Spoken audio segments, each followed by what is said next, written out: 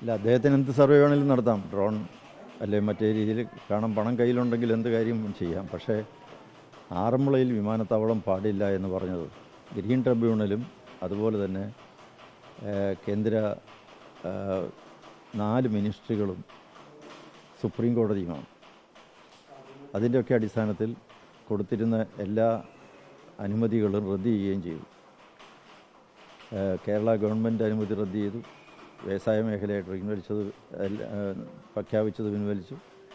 അങ്ങനെ എല്ലാ തരത്തിലും അത് പറ്റില്ല എന്ന് പറഞ്ഞ് തള്ളിക്കളഞ്ഞ ഒരു പദ്ധതിയാണ്. അത് വീണ്ടും പുനരുജ്ജീവിപ്പിക്കാൻ നടക്കുന്ന ശ്രമം എന്തിനു വേണ്ടിയാണ് എന്നുള്ളതിൽ ഇതിൻ്റെ പിന്നിൽ വളരെയേറെ ദുരൂഹതകളുണ്ട്. കാരണം ഈ പാടശേഖരം മുഴുവൻ മണ്ണിട്ട് നികത്തി അത് ഒരു റിയൽ എസ്റ്റേറ്റ് ബിസിനസ്സിന് ഉപകാരപ്പെടും എന്ന് മനസ്സിലാക്കിക്കൊണ്ടാണ് ഇപ്പോൾ ചിലർ ഇതിന് ഇറങ്ങി പുറപ്പെട്ടിട്ടുള്ളത്. വിമാനത്താവളത്തിന് ഇതിനേക്കാൾ സൗകര്യപ്രദമായ സ്ഥലം ഈ ജില്ലയിലുണ്ട്, പലയിടത്തുമുണ്ട്. അതേക്കുറിച്ച് സർവേ നടത്താൻ എന്തുകൊണ്ട് ശ്രമിക്കുന്നില്ല? അവിടെ പോയി ഡ്രോൺ സർവേ നടത്താത്തത് എന്താണ്? പക്ഷേ ഈ ആറന്മുള പാടശേഖരം അവിടെ മണ്ണിട്ട് നികത്താൻ പാടില്ല. അതിന് പല കാരണങ്ങൾ പറഞ്ഞിട്ടുണ്ട്. ഒന്ന്, 2008 തണ്ണീർത്തട നെൽവയൽ സംരക്ഷണ നിയമത്തിൻ്റെ ലംഘനമാണ്. ഒരു കാരണവശാലും ഈ പാടശേഖരം മണ്ണിട്ട് നികത്താൻ നിയമം അനുവദിക്കുന്നില്ല. അതാണ് ഒരു കാരണം. രണ്ടാമത്തെ കാരണം, ഇതൊരു പരിസ്ഥിതി ലോല പ്രദേശമാണ്, പമ്പയുടെ തീരപ്രദേശമാണ്. മൂന്നാമത്, ഇതിന് പാരിസ്ഥിതിക അനുമതി കിട്ടാൻ വേണ്ടി ഹാജരാക്കിയ എല്ലാ രേഖകളും അത് അടിസ്ഥാനരഹിതങ്ങളാണ്. അത് വേണ്ട വിധത്തിലുള്ള മാർഗനിർദ്ദേശങ്ങൾ മുഴുവൻ പാലിക്കാതെയാണ്. അംഗീകാരമില്ലാത്തൊരു ഏജൻസിയാണ്. അങ്ങനെ അത് ക്രമക്കേടുകൾ കണ്ടെത്തി ഗ്രീൻ ട്രിബ്യൂണൽ വളരെ വിശദമായിട്ട് അത് പരിശോധിച്ചതാണ്. നാലാമത്തെ കാരണം, ഈ പ്രദേശത്ത് ഇങ്ങനെ ഒരു വിമാനത്താവളം വരുന്നതിലൂടെ ഈ പ്രദേശത്തിന് സംഭവിക്കാൻ പോകുന്ന വലിയ ദുരിതവും എത്രമാത്രം വലുതാണ് എന്നുള്ളതിനെപ്പറ്റി പാരിസ്ഥിതിക വിദഗ്ധർ നൽകിയിരിക്കുന്ന റിപ്പോർട്ടുകളാണ്. ഇതെല്ലാം മനസ്സിലാക്കിക്കൊണ്ട് തന്നെയാണ് ഗ്രീൻ ട്രിബ്യൂണൽ ഉത്തരവ് നൽകിയത്.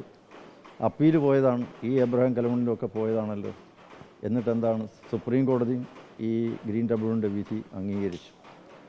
ഇവിടെ ഒരു വലിയ പ്രശ്നം, എബ്രഹാം കലമണ്ണിൽ ഈ പറയുന്ന ഭൂപ്രദേശം മിച്ചഭൂമിയാണ് എന്ന് കണ്ടെത്തി ലാൻഡ് ബോർഡ് ഉത്തരവ് പുറപ്പെടുവിച്ചിട്ടുള്ളതാണ്. ആ ഉത്തരവിനെതിരെ ഇപ്പോഴും കോടതി കേസ് നടന്നുകൊണ്ടിരിക്കുക. അടുത്ത മാസം 17-ാം തീയതി കേസ് പോസ്റ്റ് ചെയ്തിരിക്കുകയാണ്.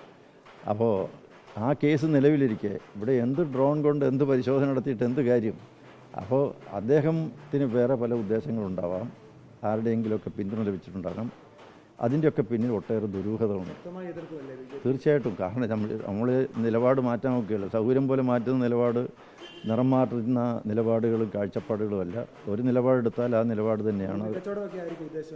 അത് റിയൽ ബിസിനസ്സാണ്. ഇതിൻ്റെ പിന്നിൽ വളരെ വ്യക്തമല്ലേ. അല്ലെങ്കിൽ എന്തുകൊണ്ട് ഈ ഡ്രോൺ പരിശോധനയൊക്കെ അടുത്ത് കൊടുമണ്ണിലുണ്ട് സ്ഥലം, നല്ല സ്ഥലമാണ്. അവിടെ ഇടിച്ചു നിരത്തേണ്ട യാതൊരു വിധത്തിലുള്ള പാരിസ്ഥിതിക പ്രശ്നങ്ങളുമില്ല, ഒരു ചെലവുമില്ല, നല്ല സ്ഥലമാണ്, വിമാനത്താവളത്തിന് പറ്റിയ സ്ഥലമാണ്.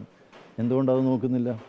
എന്തുകൊണ്ട് ഇവിടെ തന്നെ മണ്ണിട്ട് നികത്തി ഈ പാടശേഖരം മുഴുവൻ കൈക്കലാക്കി ഈ പ്രദേശത്തെമ്പാടുള്ള ജനങ്ങളെ ബുദ്ധിമുട്ടിച്ച് ഒരു വെള്ളപ്പൊക്കം ഉണ്ടായാൽ ഇപ്പോഴും എല്ലാ വർഷവും ഇവിടെ വെള്ളം കയറുകയാണ്.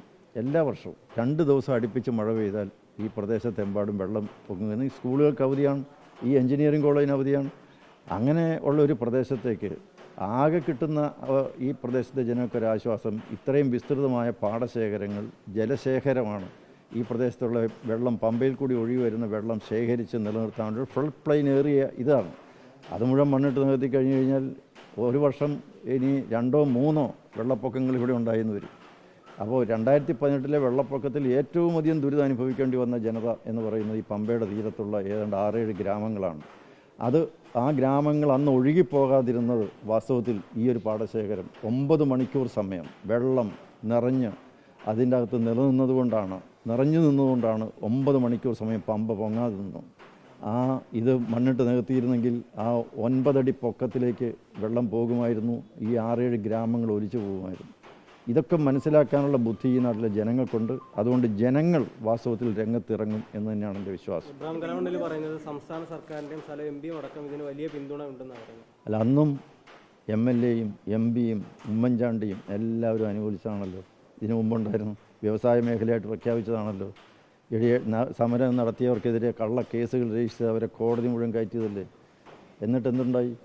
ഇതൊക്കെ പണ്ടും ഉണ്ടായിരുന്നതാണ്. ആ ഉമ്മാക്കി കാട്ടി ഒന്നും പേടിപ്പിക്കേണ്ട. സർക്കാരിൻ്റെ പിന്തുണയോ ആരുടെയൊക്കെ പിന്തുണയോ ഉണ്ടെന്ന് പറഞ്ഞു കഴിഞ്ഞാലും ഈ നാട്ടിലെ ജനങ്ങൾ സത്യത്തിനും ധർമ്മത്തിനും നീതിക്കും വേണ്ടി, നിലനിൽപ്പിന് വേണ്ടി, അതിജീവനത്തിന് വേണ്ടി ഈ ഒരു വലിയ ഐതിഹാസികമായ സമരം നയിച്ചിട്ടുള്ള സമൂഹമാണ്. 108 ദിവസം ഇവിടെ സത്യാഗ്രഹം നടന്ന സ്ഥലമാണ്. ആ നിലപാട് മാറ്റാൻ ജനങ്ങൾക്ക് എങ്ങനെ സാധിക്കും? അതിൻ്റെ പ്രശ്നം എന്ന് വെച്ചാൽ തൊട്ടടുത്ത് വലിയ അകലെയൊന്നും അല്ലല്ലോ കൊടുമൺ എന്ന് പറയുന്ന സ്ഥലമുള്ളത്.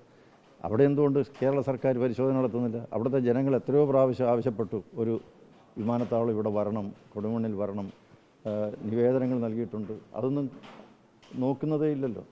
എന്തുകൊണ്ടാണ്?